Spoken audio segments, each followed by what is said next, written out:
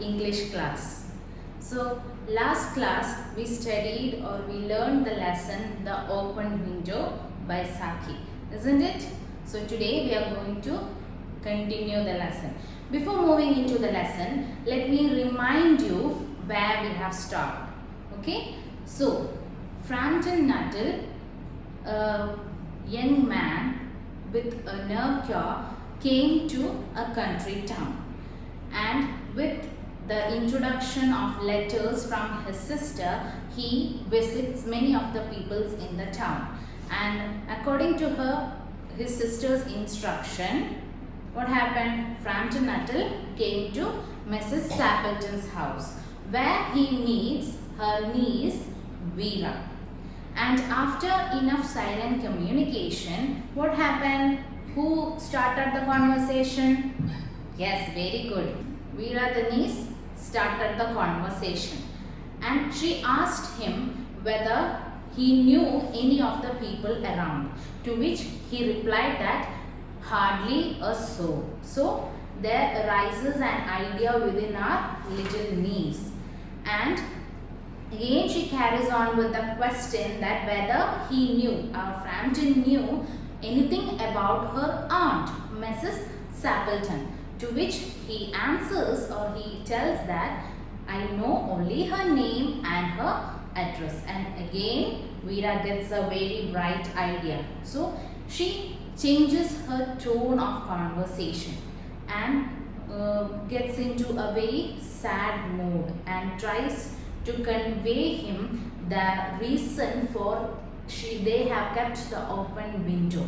The reason for why they have kept the window open during this October season. Okay, and she is telling him that this is a very tragic story, and because of this tragedy her hand had kept the window open. Okay, yes, that is where we have stopped in our last class. So today we are going to continue.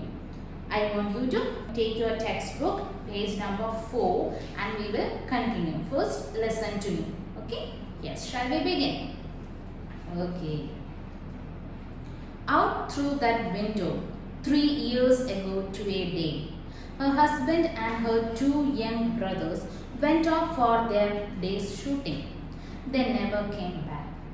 In crossing the moor to their favorite snipe shooting ground, they were all 3 engulfed in a treacherous piece of bog. It had been that dreadful wet summer, you know, and the places that were safe in other years gave way suddenly without warning. Their bodies were never found. That was the dreadful part of it. Here the child's voice lost its confident note and became human. Poor aunt always thinks that they will come back someday. They and the little brown spaniel that was lost with them, and walk at that window just as they used to. That is why the window is kept open every evening till it is quite dusk. Poor dear aunt, she has often told me how they went out. Her husband with his white waterproof coat over his arm, and Ronnie, her youngest brother, singing Bertie, why do you wow? As he always did to tease her, because she said it is on her nerves. Do you know, sometimes on still, quiet evenings like this, I almost get a creepy feeling that they will all walk in through that window. So, let us look into a detailed description. Okay? Out through that window, our little Vera is showing out through that window 3 years ago to a day. She is referring to 3 years ago, a particular day. Something happened. A tragic thing happened. Her husband and her 2 young brothers. A husband and 2 young brothers. Who are there? Sappleton's husband and 2 young brothers. Total 3. Went off for their day's shooting. As we know, I have told you what is the time period.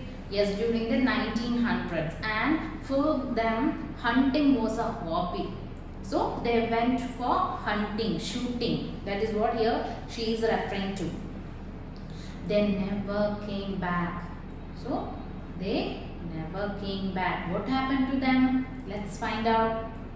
In crossing the moor to their favorite snipe shooting ground, they were all three engulfed in a treacherous piece of bog. So what happened? They were engulfed. They were surrounded by a treacherous piece of bog. What means? Very dangerous place. Bog means muddy land. As you can see, snipe is the bird that you can see, and the three men, they went for shooting, and the bog is a wet muddy land. So there what happened? These three men were engulfed. They were engulfed. It had been that dreadful wet summer. Even though it was summer, the bog was very wet and it was very muddy, and it was difficult for them to survive there. So she is making it more and more into a real world. You know, and that places that were safe in other years gave way suddenly without warning. So she is telling, not only during the summer, even before also it was very safe, but we didn't hope that during this summer season, particularly during this summer season, such a horrible thing will happen. We didn't expect such a thing was coming to our life. Their bodies were never found. So she said, we couldn't find their bodies even. That was the dreadful part of it. So at least if we get the dead bodies, we can confirm that they are dead, they are no more. But until or unless they are not getting the body, she is telling that Mrs. Sappleton is still hoping what they will return one day or the other. Here, the child's voice lost its confident note and become human. So until she finishes the story, our Veera, the little niece, was very confident in her voice. But when she said their bodies are never found, she changed her confident tone to make it more real and convincing for Frampton. Poor aunt always thinks that they will come back someday, and they and the little brown spaniel that was lost with them and walk in at that window just as they used to. So spaniel, what do you mean by spaniel? Spaniel is a dog with the long ears, as you can see in your textbook. So along with the three men, spaniel, their dog is also there. So they are telling nobody recovered the body since that day, and her hand has kept the window open during the evening. She is ever hopeful that her husband and the brothers will one day return, hunting dog in tow and walk back in through that window. So here you can see Mrs. Sappleton, she is waiting for the three men and the spaniel dog to come back, waiting for their return. So that is why the window is kept open every evening till it is quite dusk. So every evening it is kept open. Miss Sappleton hoping what they will come back someday. Poor dear aunt, she has often told me how they went out. She has described to Veera how they have went, what was their attire. Let us find out. Her husband with his white waterproof coat over his arm. So there was white waterproof coat. Maybe during the rainy season or there may be rain, isn't it? Even though it was summer. So he wore a white waterproof coat over his arm. He wore a white waterproof coat over his arm. And Ronnie, who is Ronnie? Her youngest brother, Sappleton's youngest brother. What thing she remembers about him or says to Veera about him? He always used to sing Bertie, why do you bow? That was a song he used to sing always. As he always did to tease her. Tease her means tease Mrs. Sappleton. You know, obviously brothers and sisters, they will tease each other, play with each other, prank each other, isn't it? So like that, Ronnie was also very loving and very teasing, very playful to her, to his sister, Mrs. Sappleton, because she said it got on her nerves. But sisters, they will get irritated, but don't worry, they will still love their brothers, isn't it? Yes. Do you know, sometimes on still, quiet evenings like this, I almost get a creepy feeling that they will all walk in through that window. So, Veera finishes the tale by confessing that on an occasion she gets an eerie feeling that the men will actually appear at the window. Now she said, why did Veera say it like that? To make it more convincing that not only Mrs. Sappleton but our little Veera is also believing what the men will return through that window. Okay, then let us continue. She broke off with a little shudder.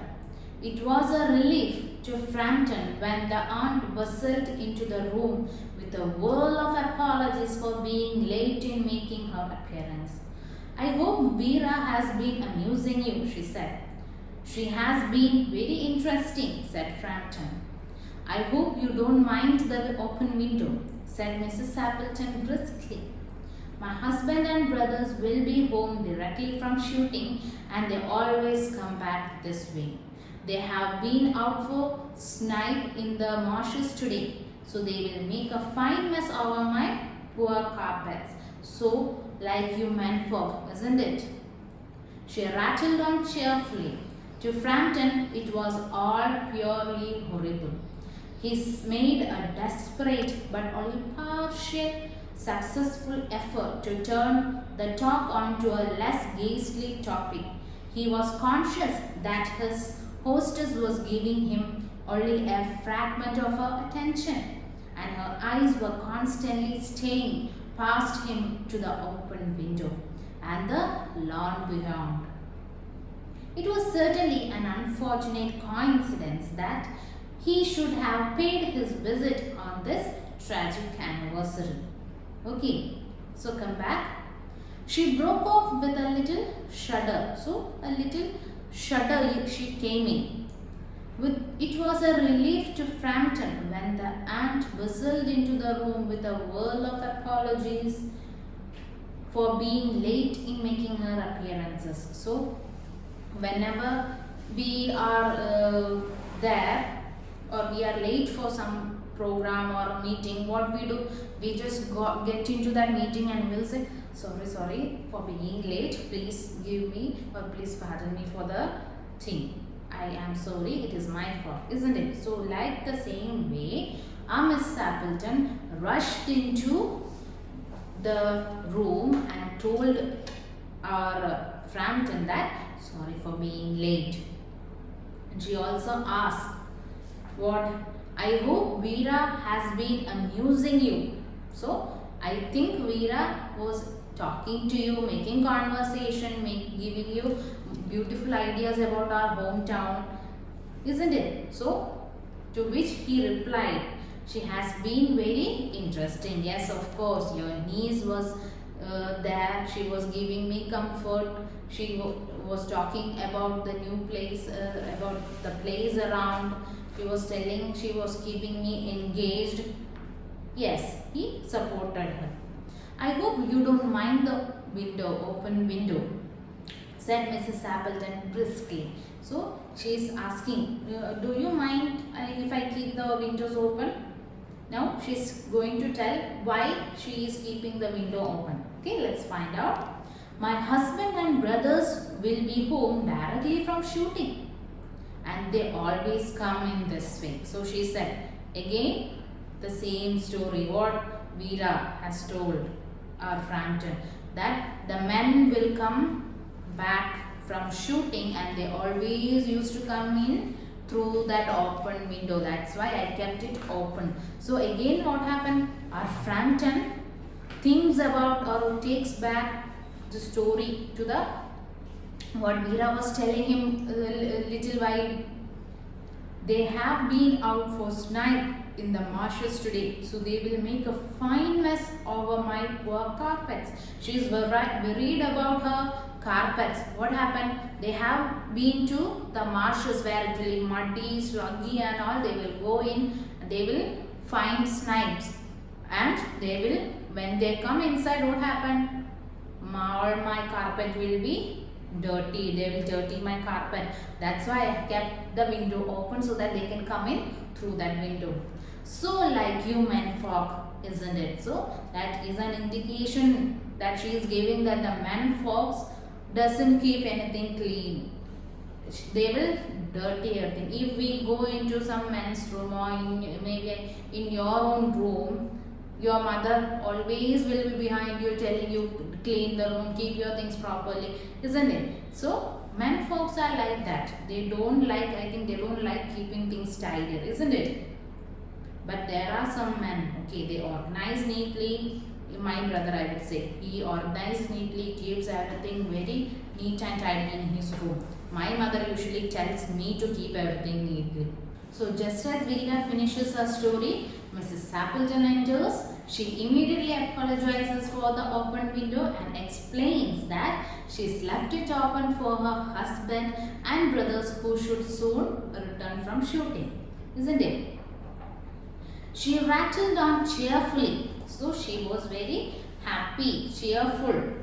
To Frampton it was purely horrible. Why for Frampton it was horrible? Because ahead or a while ago, Veera told him a very tragic story, and when Miss Sappleton told that her brothers and the spaniel dog is to return, he immediately connected it with the story Veera told, and he is thinking that Mrs. Sappleton is out of the way. She is just hallucinating, or she is thinking that the dead people will come back. Now he is in a very horrible stage. He made a desperate but only partially successful effort to turn the talk onto a less ghastly topic. So he tried to change the topic. Rather from shooting or coming back the open window, he tried very desperately to change the topic, conversation between Sappleton and Frampton, Nuttall. But what happened? He failed. He couldn't do that. He was conscious that his hostess was giving him only a fragment of her attention. So she came in, she was doing something or the other in the room, and she gave only a little attention to her host. And her eyes were constantly straying past him to the open window and the lawn beyond. So she, even though she was sitting in front of him and having a conversation, she constantly looked outside, looked at the open window where they are coming, or when they will come, what is the situation outside, what is the atmosphere outside. She was very eager and waiting for their arrival. And that made more and more tension within our Frampton, who came for the nerve cure, okay. And it was certainly an unfortunate coincidence that he should have paid his visit on his tragic anniversary. He was thinking to himself, what kind of a time, or what is the time when I came to such a, she is taking care of such things, and it is all tragic things happening here, and why I came during such situation. He was blaming himself. For the God's sake, what happened? Why I listened to my sister and came with the letters of introduction? I can't bear this. That was all the thoughts going inside the Nuttall's mind. So Frampton listens aghast at the grimaces of the situation. He attempts to shift the conversation away from hunting expedition, but Mrs. Sappleton cannot be redirected, frequently looking expectantly out the open window as she prattles on about hunting. She continuously thinks about hunting. So in a final desperate attempt to shift the conversation, Frampton explains the trouble he's been having with his nerves. Now he is trying to bring up his issues. Let's find out how does he try to convince. The doctors agree in ordering me complete rest, an absence of mental excitement and avoiding anything in nature of violent physical exercise, announced Frampton, who was under the impression that total strangers are hungry for the least detail of one's alignments. On the matter of diet, they are not such much in agreement, he continued. No, said Miss Appleton in a voice which only replaced a yawn at last moment. Then she suddenly brightened into alert attention, but not to what Frampton was saying. Here they are at last, she cried, just in time for tea. And don't they look as if they were muddy up to the eyes? So, he is telling about the doctors and his situation. What have made him to come up to Mrs. Appleton? See, the doctors agree in ordering me complete rest. So, what was the instruction given to him by the doctors? To take complete rest. An absence of mental excitement, and there shouldn't be anything or any disturbance for his mental health. Shouldn't get more excited in any cases. And avoid anything in the nature of violent physical exercise. No physical exercises or violent physical exercise. Nothing more, nothing heavy. He have to lead a very peaceful, very calm, relax his mind and everything. That was the instruction given to him by the doctors. This is what he told our Mrs. Appleton, who was under the impression that total strangers are hungry for the least details of one's ailments. So when he told all about his ailments to Mrs. Appleton, what happened? She was only listening partially. She was only listening partially to our Nuttall, and he understood that it doesn't matter. What is my condition? It doesn't matter to her. She is just focusing on the open window. There is no point in telling her about my alignments. On the matter of diet, there are not so much in agreement, he continued. So, matter of diet, there is nothing to tell. Mrs. Appleton cannot contain her yawn as Frampton details the differing medical opinions regarding the proper diet for a man in need of nerve cure. He said, I am desperately in need of a nerve cure. I came here to lead a relaxed life for at least a few days in my life, and to which she was not at all listening. So, no, said Mrs. Appleton in a voice which only replaced a yawn at the last one. She said, okay. That is what your doctors told you. Okay, I understand. Then suddenly she brightened into alert attention, but not to what Frampton was saying. So as Frampton was telling, she was telling, okay. If people are not interesting to the other's conversation, we will show signs of what that we are not interesting. How we will just scratch our head and we will shake our head or we will make some noises. Isn't it? Yes. So here also she was making such kind of expressions, and all of a sudden, what happened? Here at last, she shouted. Here at last, she cried. Just in time for tea, and don't they look as if they were muddy up to the eyes? So she's looking outside the window and telling, here at last, you guys are just in time for the tea. And look at you all. Frampton, just look at them. They are all muddy, all till their eyes, they are all muddy up to their eyes. What shall I do with them? So that was the cry that Mrs. Appleton was telling. So I think we will stop here for the time being, and we will continue in the next class. Okay, see you all. Take care, and let us make a chain to break the chain. Bye.